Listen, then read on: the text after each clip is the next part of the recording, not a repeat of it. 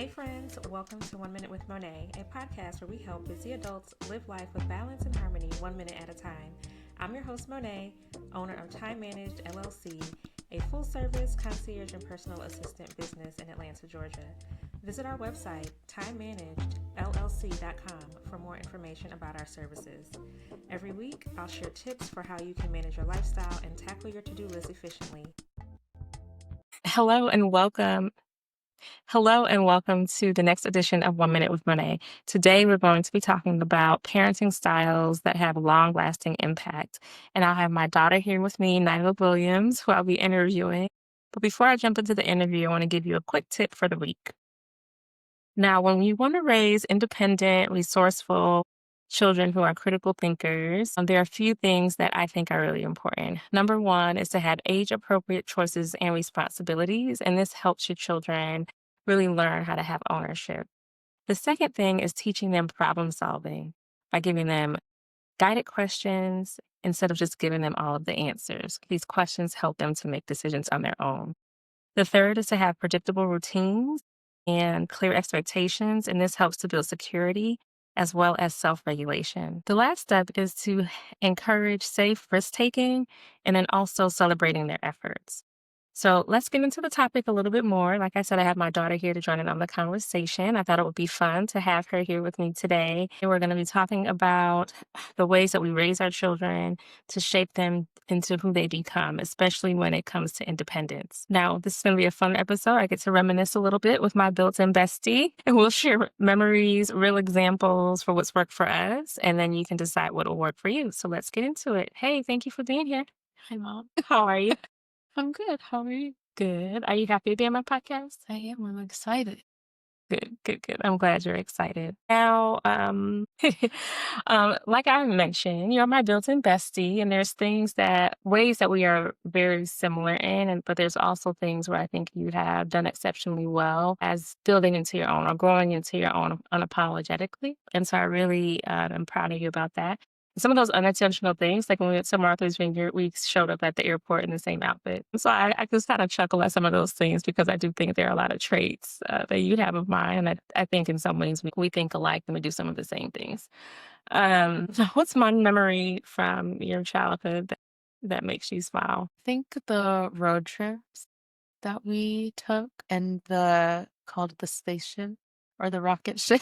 Yes, yes. And the red minivan and like camping and stuff. I really liked those like vacations and being able to see different cities, and like we went to the Grand Canyon, and that was really fun, and just like the different areas that we've been to as a family. I think those are like my favorite moments. Yeah, we have a lot of memories that are centered around travel, probably. Yeah. So we've done a lot, not only plane travel, international travel, but like you said, camping.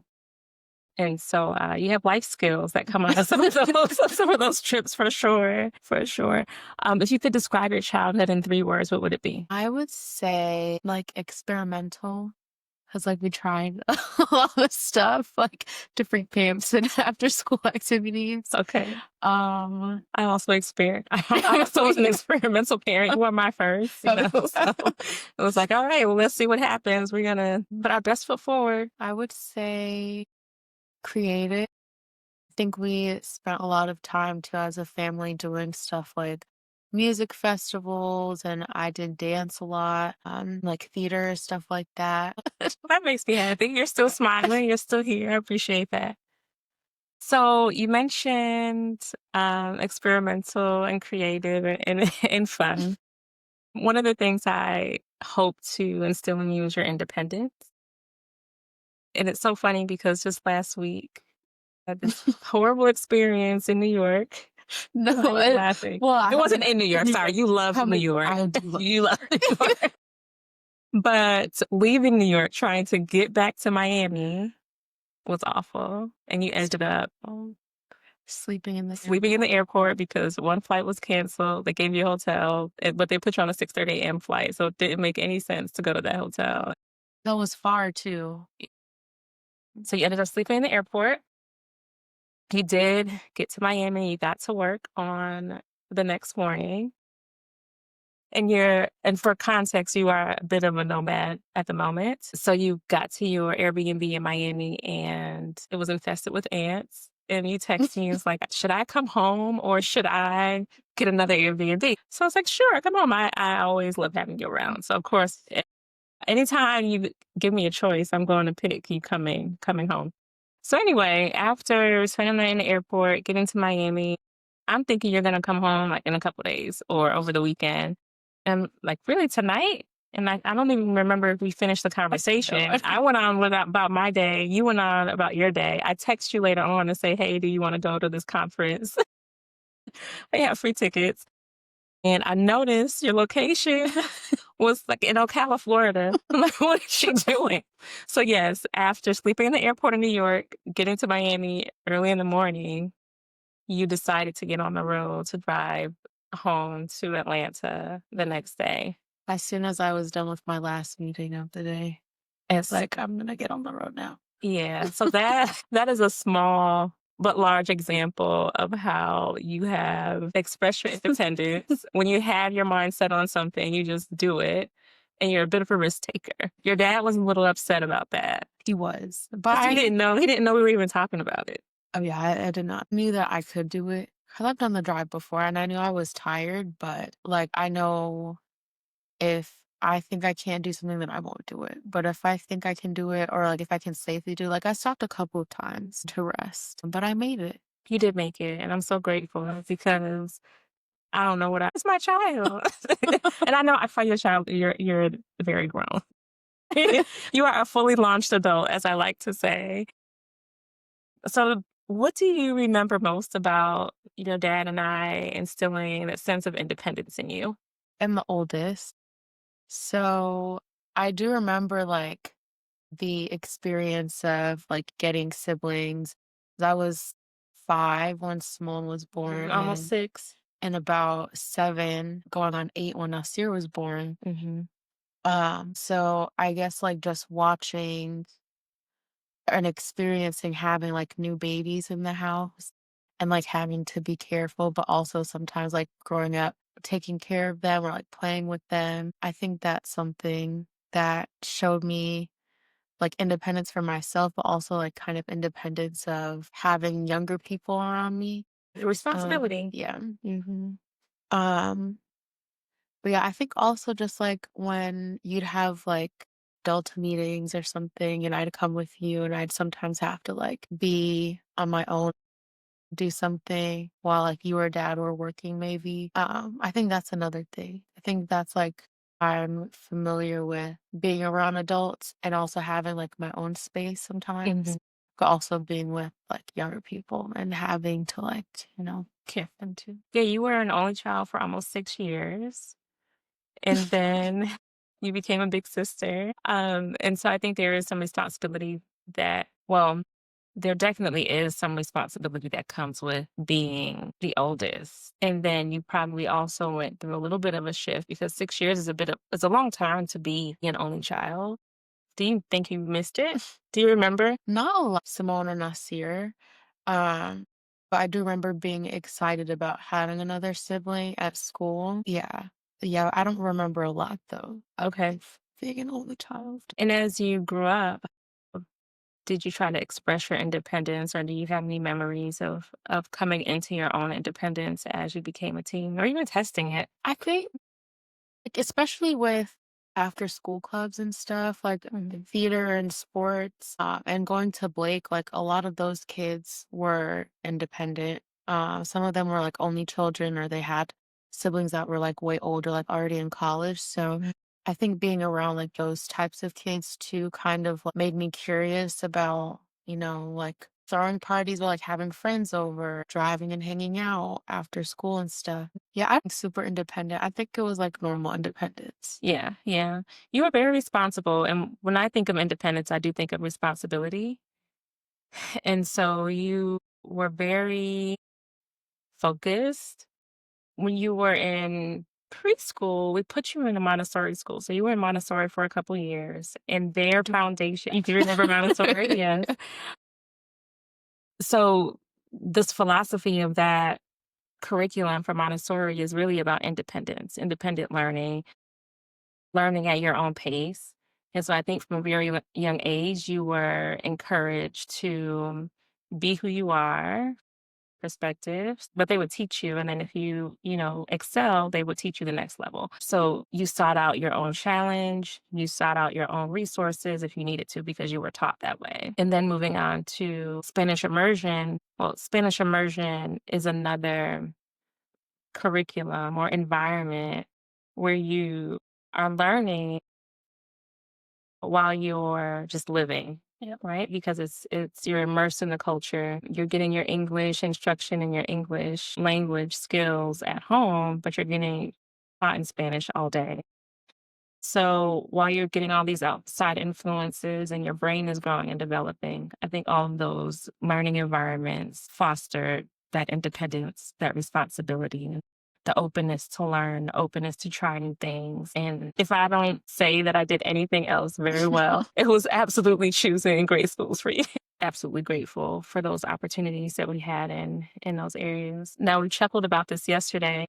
You are a oldest daughter of an oldest daughter. What does that mean? I think like oldest and its daughters specifically, because I find that oldest sons don't act the same as oldest daughters. For sure. But I think like we're just very, like you said, independent, very resourceful. And I think there's also like a natural tendency to want to not to just take care of other people, but just take care of things, like make sure things are in order. But yeah, I think we're very alike in that way. And I think like my friends from school and some of my mentors like that know you have also laughed once they met you. They were like, "Oh, now I see where you Where you get it from? Oh my goodness.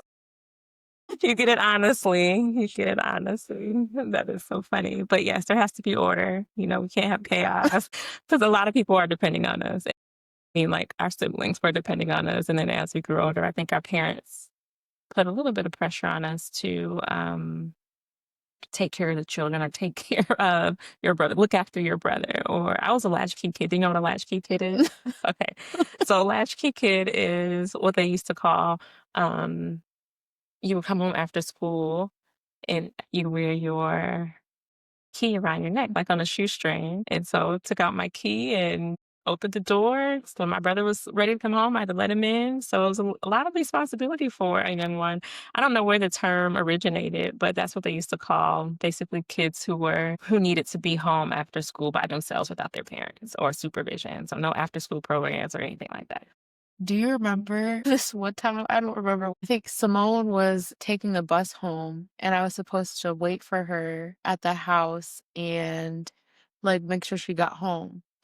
And I don't think I was paying attention and just like time went by and then you guys came home and everybody was like, "Where's Simone?" I was like, "What do you mean?" I think that was one time that I like realized, or not realized that I have a responsibility, but like a time that I was aware, like, okay, like let me make sure to look after my Yes, yes. sister. I think it was actually your brother. I think it was your brother. And maybe it was Simone. I don't remember which child it was, but the story, right? The story.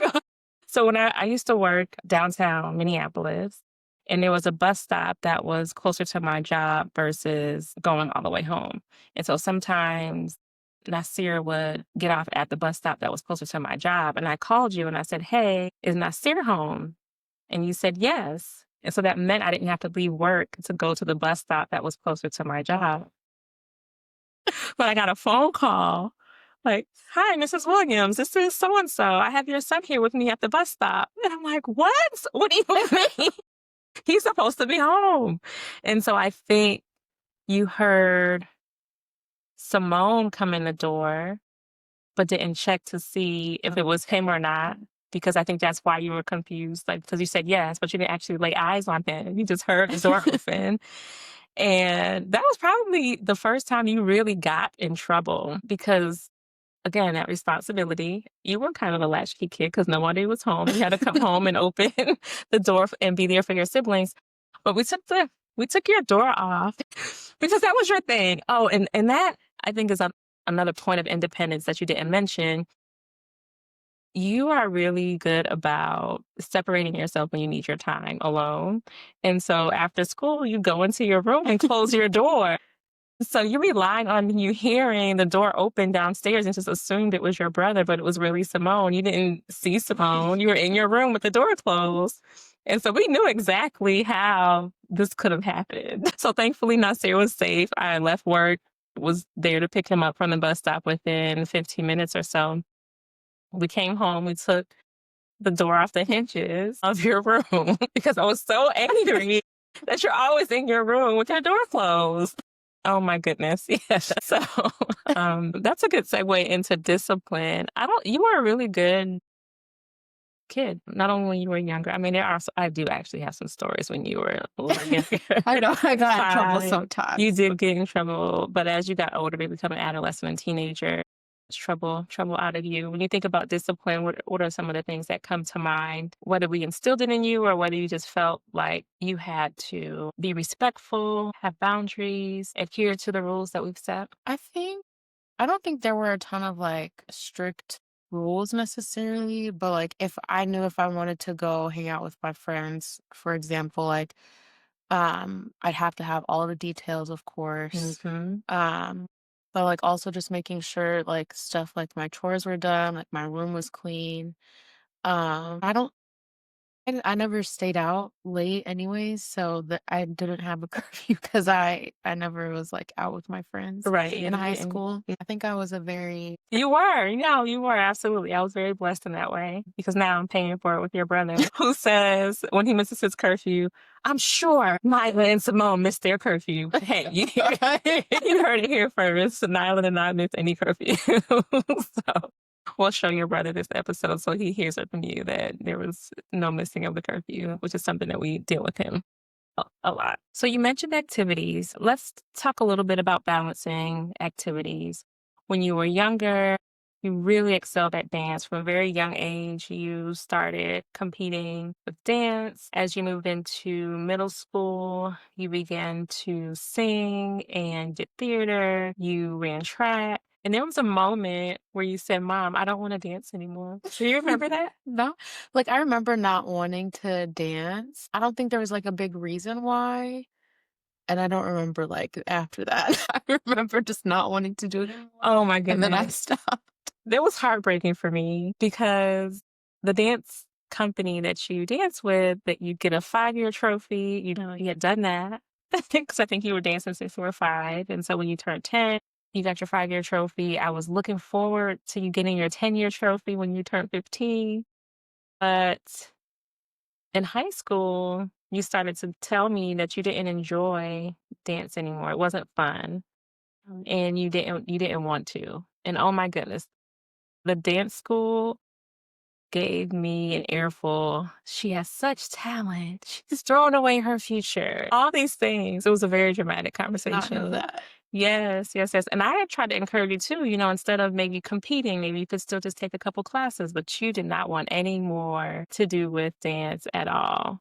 I was so sad, but I got over it. So I think for as a parent, one, we see things in our children that they are really good at, but I think ultimately is the fight worth it? So I probably could have said, "No, I'm not letting you quit dance. You are going to get that 10-year trophy, and then we'll talk about maybe if you can leave." But um, I had to be okay with you making that decision, and you turned out great, of course.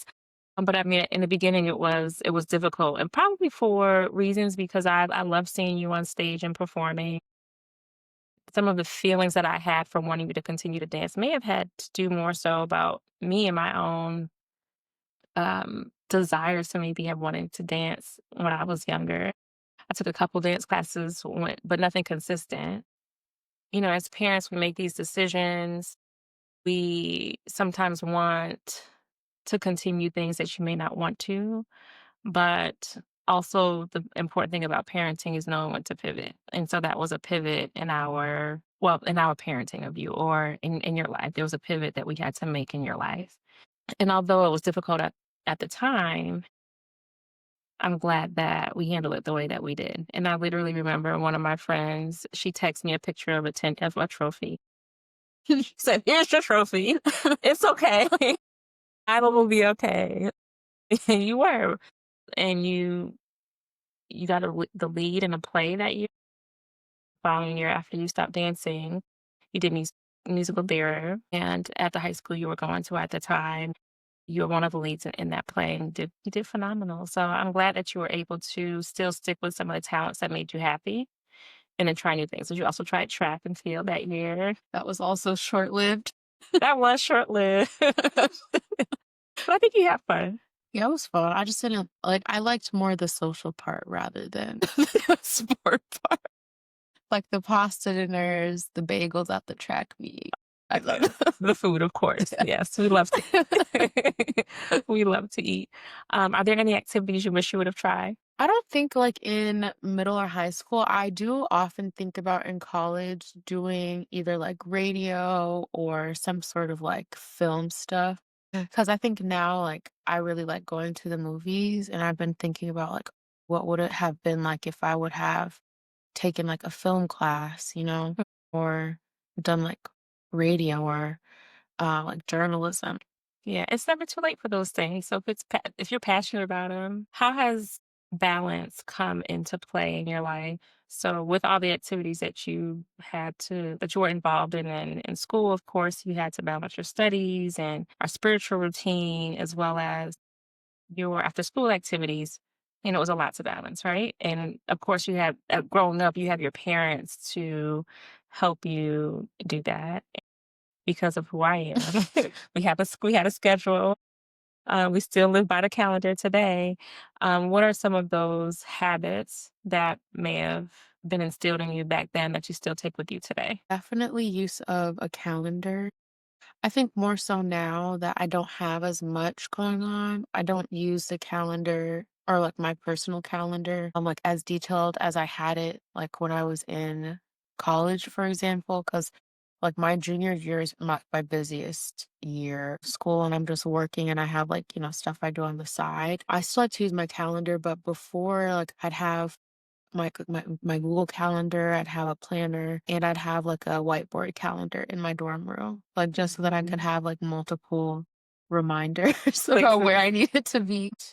If I know I've decided that I wanna commit to something or if I've decided that, like, I wanna try something, I Mhm. don't wanna miss out on that, and I don't want to not necessarily fail, but, like, I don't want to say I'm gonna do something and have somebody relying on me or expecting me to do something and I don't end up showing up, whether I change my mind or I just miss it on the calendar. So I always make sure to just be organized. I think that's one thing, like scheduling habits that Yeah. is what I've taken from me. I'm glad so it's a good quality though. You don't want people to you want to be where you say you're going to be. And you also have responsibilities as an adult to be at work on time, to go to meetings and things of that nature. So all of these things help. These are all tools and resources to help stay on track and to be organized and balanced. You talked a little bit about, well, you mentioned movies, how you love movies. You also love books. When did you determine that those were passions of yours?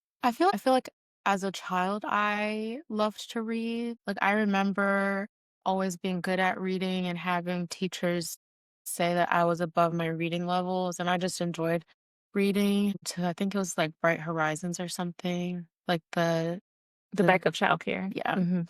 Um and usually like they didn't allow any electronics of any kind, but I had my little e-reader and that was like the one exception that they made. So I would like go into a corner and read my book. But I think I always loved to read as a kid. Hmm. And I think, like going to school, you kind of stop reading. Well, I stopped reading for fun because I'd read for class. And then in college, I didn't really have any reading because I had English done already. Hmm.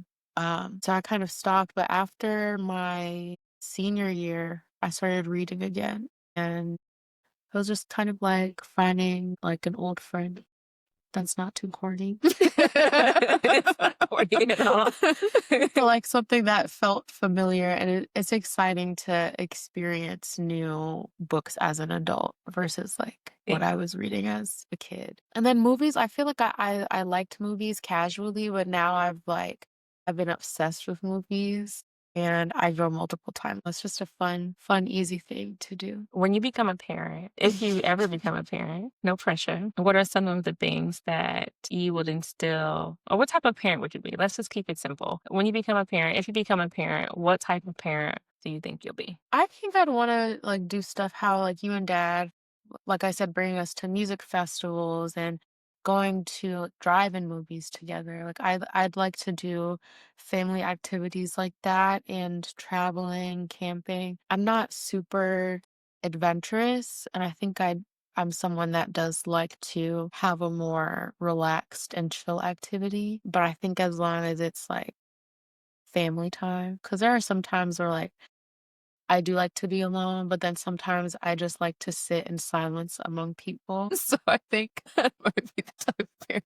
Not like I will be silent towards my kids or anything, but There might be a lot of quiet time in your household. That is too funny. Do you think you'll be a strict parent? Like about rules? Are there I don't rules that I know. should have had for you that I didn't?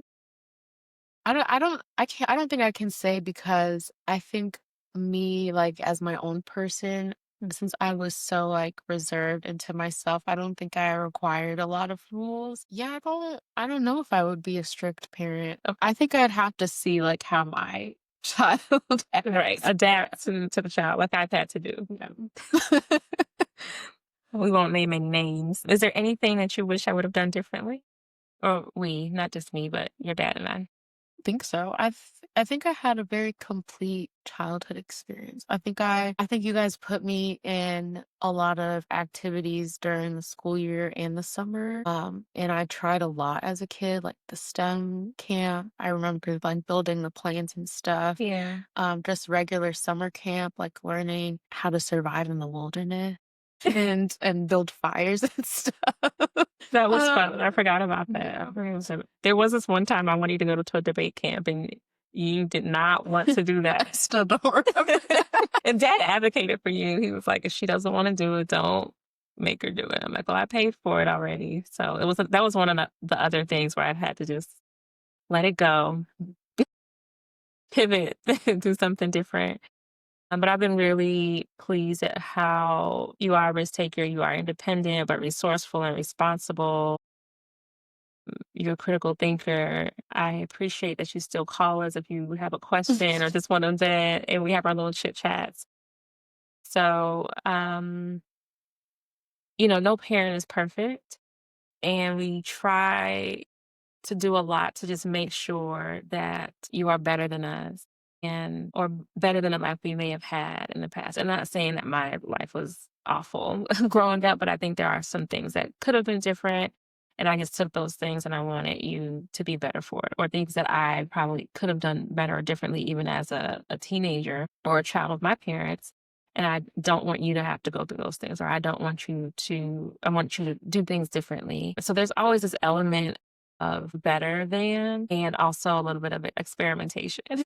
And so one of the things that I've had to realize and remember is that regardless of the decisions, I'm doing the best I can with what I have. And it's all trial and error. I mean, because, with you and your siblings, you're all different. There are definitely similarities, and there are some core foundational things that all three of you have, but at the core of who you are, you're all different. And so as parents, we have to adjust to that.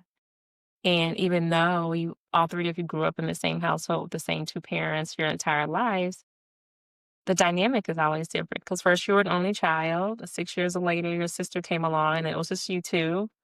And then about 20 months later, your brother came along. So even though each of you had the same parents and we're living in the same house, your experiences are different because of the circumstances. And so that to me, I think is one of the most fascinating and interesting things about families and raising children. But I hope that if you can think of anything later, I hope you offer me, grace and if there's anything that, I could have done differently, just make sure that maybe you can be that for your children. Yeah. You did a great job. Thank you. Thank you, thank you, thank you. As we wrap up, you're an adult now. I am. Is it being an adult? The concept of being an adult, Mhm. but I don't like the realities. It's so expensive to live these days. And I luckily am still on, like, for example, like the health insurance I was still on prior to this year. Cause I was like, I'm 24. I think what cuts off at 26. You have to get your own. Yeah, I'm still on the family phone bill. So I'm like, thank goodness. So I think I've been slowly easing my way into adulthood. I've experienced rent and moving. I've moved twice, yeah, in the last 2 years. But I don't know. I do like being able to just like get up and go, which not that I felt like I couldn't. I mean, I know I had to like ask permission, obviously, to like go places with my friends when I was in school and stuff. But I think experiencing being in a new city, for example, and having that freedom to like explore, I think that's been nice. But I think it also like made me realize would make me want to call you and be like, "Hey, like, I'm about to go do this." And I just wanna tell you. I think it's funny the way that changes, like, having to ask for permission to go somewhere or borrow the car, and now I have my own car, and I'm calling you like, "I'm about to go to the movies," or, Right, right, right. "I'm about to go to this dinner." But yeah, being an adult is cool, I guess. Any surprises? I don't know, I don't think I've been an adult long Okay. for major surprises. Yeah. I think I'm still pretty, like, chill, like, Okay. to myself. Yeah, yeah, you are. You are. There's something wrong with that.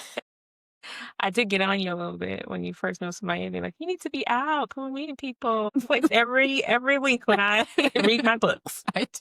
So I think it's so funny because 'cause we're very different in that way. If I lived in Miami, ooh. 'Cause that was, like, school parties and stuff. Yeah. But now I'm like, that doesn't sound appealing to me anymore. Mhm. I think you're true to who you are throughout your whole life. Like that's been really consistent. So, but anyway, thank you so much for being on my show. Thanks for having me. No problem. Any parting words for parents or even children who are still living under their parents' roofs? I would say I don't think we talked about this a lot.